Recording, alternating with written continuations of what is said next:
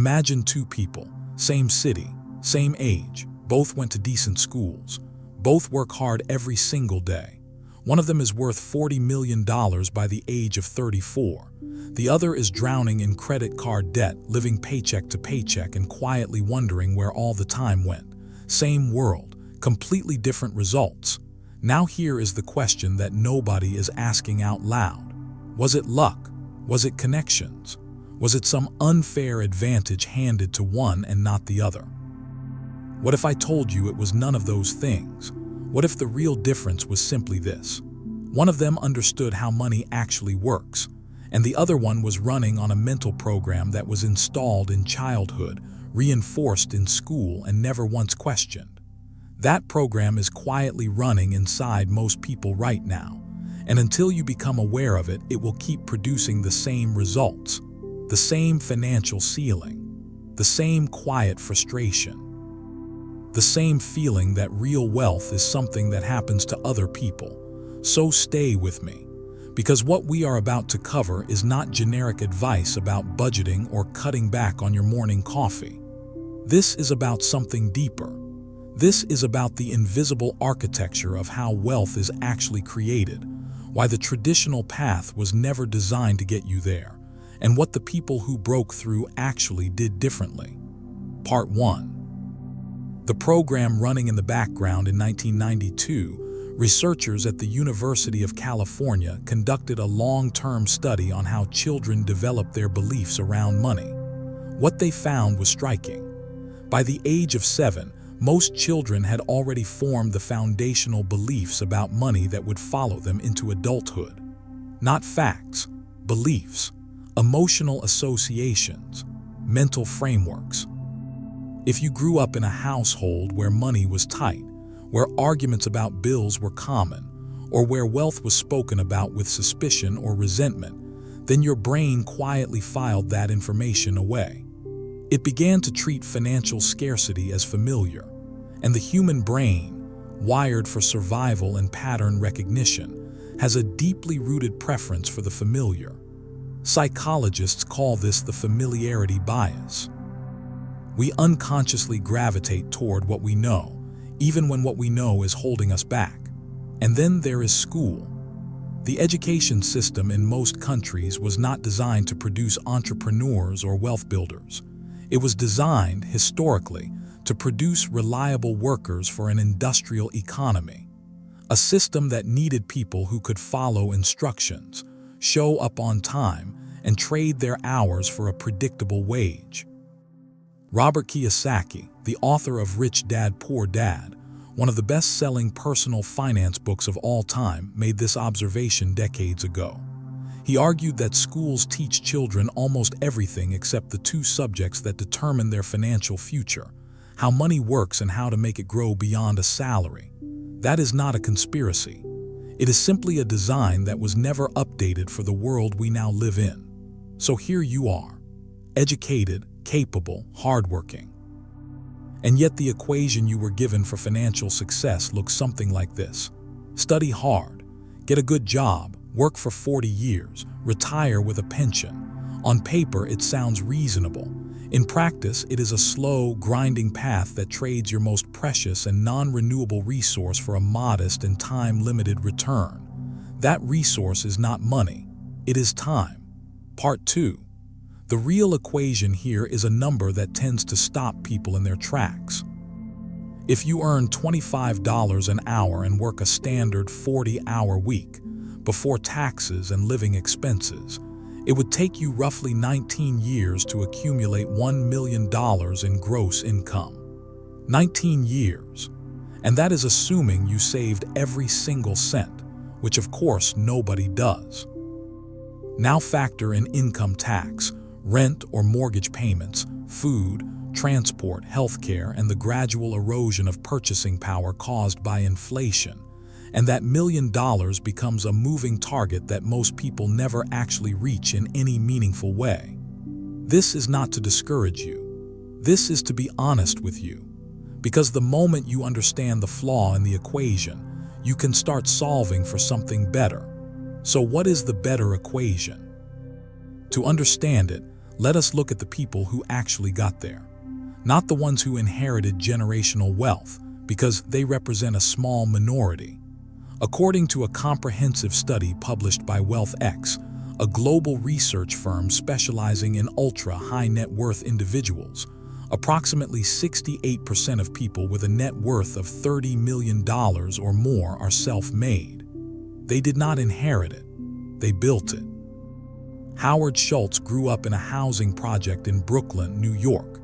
His family could not afford medical care when his father broke his ankle and lost his job. That experience shaped everything. He went on to build Starbucks into a global brand with tens of thousands of locations and a valuation in the tens of billions. Sara Blakely started Spanx with $5,000 in savings, no investors, no business degree, and no connections in the fashion industry. She cold-called department stores herself. She wrote her own patent application to save money. Within 2 years, she was on the cover of Forbes as the world's youngest self-made female billionaire. Jan Koum grew up on food stamps after immigrating from Ukraine. He taught himself programming from books he bought at a used bookstore. He later co-founded WhatsApp, which Facebook acquired for $19 billion in 2014. What do these people have in common? They did not chase money. They chased problems, and they found solutions that the market desperately needed. This is the core insight that changes everything. Part 3. Stop chasing money, start chasing problems. There is a principle in economics sometimes referred to as value-based exchange. It goes like this. In a free market, you are compensated in proportion to the value you deliver and the number of people you deliver it to. Read that again, because it contains the entire blueprint. Think about why a software engineer at a top tech firm earns dramatically more than someone in a physically demanding manual labor role. It is not because one person works harder. In many cases, the opposite is true. It is because the market places a higher value on what the software engineer produces, and crucially, because that work can scale. The same code can run for 1 million users simultaneously. Now think about why Jeff Bezos became one of the wealthiest humans in recorded history. Amazon, in its early form, was a solution to a simple but widespread problem. People wanted books, and going to a physical store was inconvenient, limited in selection, and time-consuming. Amazon solved that problem. Then it expanded to solve related problems in retail, logistics, cloud computing, and beyond. The bigger and more widespread the problem, and the more elegant the solution, the greater the financial reward. Peter Thiel, the venture capitalist and co-founder of PayPal, put it this way in his book 0 to 1. The most valuable businesses in the world are built around secrets, things people need but have not yet been given, a secret disguised as an unsolved problem. So the practical question becomes this: what problems do the people around you complain about regularly? What do they say they wish existed? What frustrates them, slows them down, costs them time or energy or money? Listen carefully to the market. The market is not an abstract force. It is your neighbors, your colleagues, your family, the comments section of forums, the one-star reviews on products. It is a real-time broadcast of unmet needs. And here is what is important to understand. The problem does not have to be complicated. Airbnb did not invent a new technology. It solved a simple problem. Traveling is expensive and impersonal, and millions of people have spare rooms sitting empty. Uber did not build cars. It solved a friction problem in getting from one place to another. Canva did not develop new design principles. It made design accessible to people who were not designers. Simple problems elegantly solved at scale. Part 4. The scale factor. Now there is a critical component that separates a business from a job in disguise. And this is where a lot of people get stuck without realizing it. Scale. Imagine you are a talented graphic designer and you charge $100 an hour for your work. You are skilled, in demand, and your clients love you. But there are only 24 hours in a day.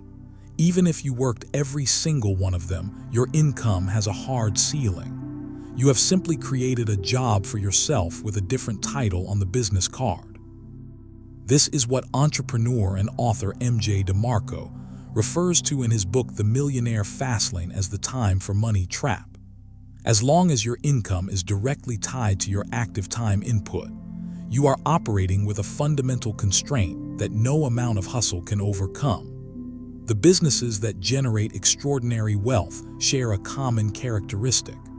Their revenue is not dependent on the founder's direct, ongoing time investment in the same proportion as a traditional job.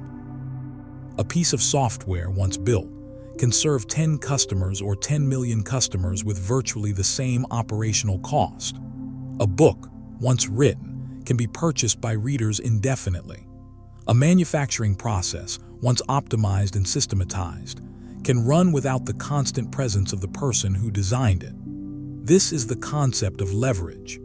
Using systems, technology, people, and processes to multiply the impact of your effort beyond what your personal hours alone could ever achieve. Warren Buffett, arguably the most successful investor in history, made this point with characteristic simplicity when he said that if you do not find a way to make money while you sleep, you will work until you die. That is not a pessimistic statement. It is a mathematical one. So when you are evaluating a business idea or a problem you want to solve, ask yourself this question. If I am not directly working on this tomorrow, does it still generate value? Does it still serve customers? Does it still produce revenue? If the answer is yes, or if you can build it to that point, then you have something worth pursuing. Part 5. The other side of the mountain. Let us say you do the work. You identify a real problem. You build a scalable solution. You create systems and processes. You grow a business that operates and generates value beyond your direct daily involvement. What happens next? There are two primary paths, and both of them can be extraordinary. The first is acquisition. This is when another company, a private equity firm, or an investor recognizes the value you have built and offers to buy it. Instagram had 13 employees when Facebook acquired it for $1 billion in 2012. 13 people, $1 billion. Kevin Systrom and Mike Krieger had identified a problem: the desire to share visually beautiful moments easily on mobile devices, and built an elegant solution that scaled rapidly. When WhatsApp was acquired by Facebook, its founders Jan Koum and Brian Acton had built a messaging platform used by 450 million people with a team of only 55 employees. 55 people, $19 billion. The leverage in that equation is staggering. The second path is to continue building. Maybe the business you have created runs smoothly enough that it funds the freedom you were looking for. Maybe you believe there is significantly more value to add before any sale would make sense. Maybe you simply love what you have built and want to keep growing it. Either path represents something profound. It represents the moment when the years of effort, iteration, failure, and persistence convert into a form of freedom that a salary can almost never provide. Part 6. What you are really looking for here is the truth that sits beneath all of this. And it is the part most people skip over because they are too focused on the numbers. This was never really about the money. Think about what you actually imagine when you dream about financial freedom. Is it a number in a bank account? Or is it the feeling of waking up without an alarm because you have to be somewhere you do not want to be? Is it the ability to take care of the people you love without calculating whether you can afford to?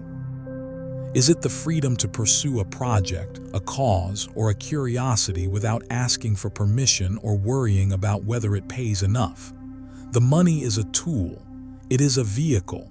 What you are actually seeking is autonomy, time, the ability to direct your own life.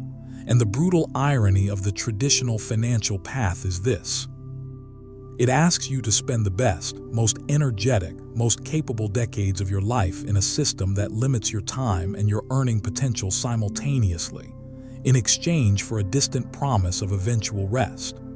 The psychologist Abraham Maslow, in his famous hierarchy of needs, described self-actualization as the highest level of human fulfillment. The ability to pursue meaning, growth, and contribution on your own terms. Financial stress is one of the most powerful suppressors of that actualization. It occupies mental bandwidth. It narrows your focus to survival rather than expansion. Building real financial freedom is not just a material goal. It is the removal of one of the most significant obstacles between where you are and who you are capable of becoming. Closing. The road ahead so here is where we land. The equation you were given is incomplete. Not because anyone was malicious, but because the system that designed it had different goals than yours. The real equation looks like this. Find a problem the market genuinely needs solved. Build a solution that can scale beyond your direct time investment. Systematize it, grow it, and in doing so, create value for enough people that the financial reward follows naturally. Will it be easy? No. The research on entrepreneurship is consistent and humbling. Most businesses fail. Most ideas need to be refined, pivoted, or abandoned before one works. But there is a crucial distinction between failing and being defeated. Failing fast, learning quickly, and moving forward is the actual mechanism by which successful people build successful things. M.J. DeMarco, whose work has influenced millions of people on this subject, puts it directly. The road to wealth is not a smooth highway. It is a construction zone, but it is the only road that actually goes where you want to go. So stop asking how to make more money. Start asking what problems you can solve. Start listening to the world around you with different ears. Start looking at frustrations, inefficiencies, and unmet needs not as annoyances but as signals. Because somewhere in that noise is the problem that has your name on it. And the solution to that problem is the beginning of everything you were actually looking for. The time is going to pass either way. The only question is what you build with it.